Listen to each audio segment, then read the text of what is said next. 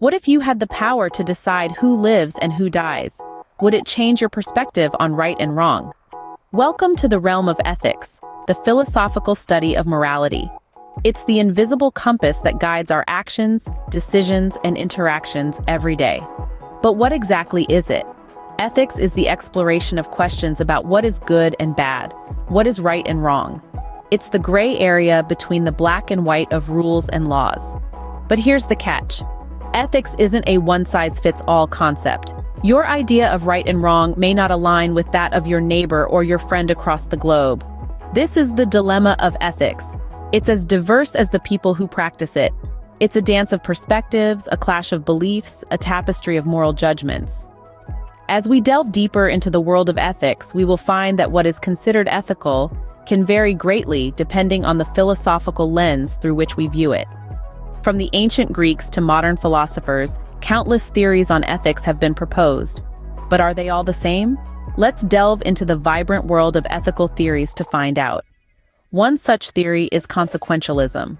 This theory holds that the morality of an action is solely determined by its outcome. In other words, it's the end result that matters, not the action itself.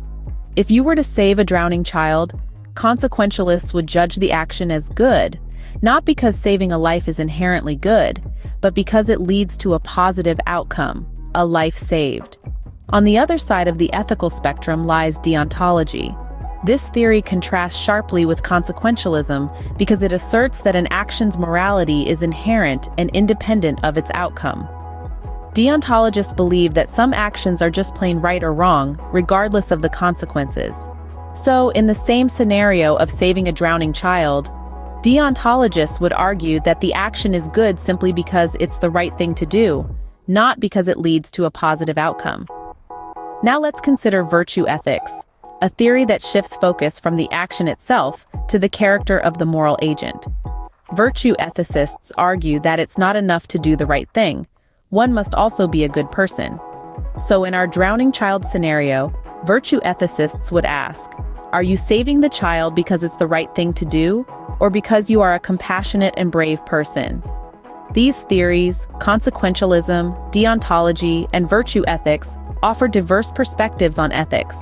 They each provide unique lenses through which to view moral dilemmas, challenging us to consider the outcomes of our actions, the inherent morality of those actions, and the virtues we embody while acting.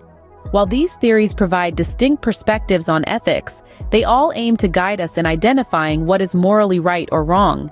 If ethics is a guide to moral behavior, why do ethical dilemmas exist? This question leads us to a paradox in ethics, where different ethical theories may lead to contrasting conclusions about what is morally right or wrong in the same situation. Let's consider a thought-provoking example. Imagine a train is about to hit 5 people on the tracks. You, as the train switch operator, have the power to divert the train to another track, but there's one person there. Should you intervene? According to utilitarianism, you should. It suggests that actions are right if they benefit the majority. However, Kantian ethics would argue that you shouldn't, as it holds that we should never treat others merely as a means to an end, regardless of the greater good. In this case, the ethical theories provide contrasting moral directions, leaving us in an ethical quandary.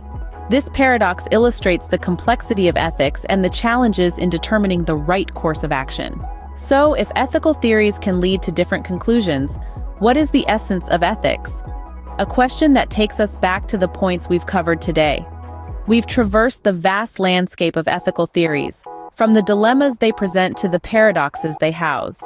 Yet, amidst these differences and debates, we find a common thread. Ethics serves as a compass, guiding us toward moral behavior. It assists us in deciphering the complex labyrinth of decision-making, helping us align our actions with our deeply held values and principles. It's not about finding a universally right answer. Instead, it's about fostering a mindful approach to our actions, an approach that takes into account the potential impact on others. Ethics encourages us to consider, to question, to evaluate. It nudges us to go beyond the surface, to delve into the depths of our choices and their consequences. So, remember, the essence of ethics lies not in reaching a universally right decision, but in the thoughtful consideration of our actions and their impact on others.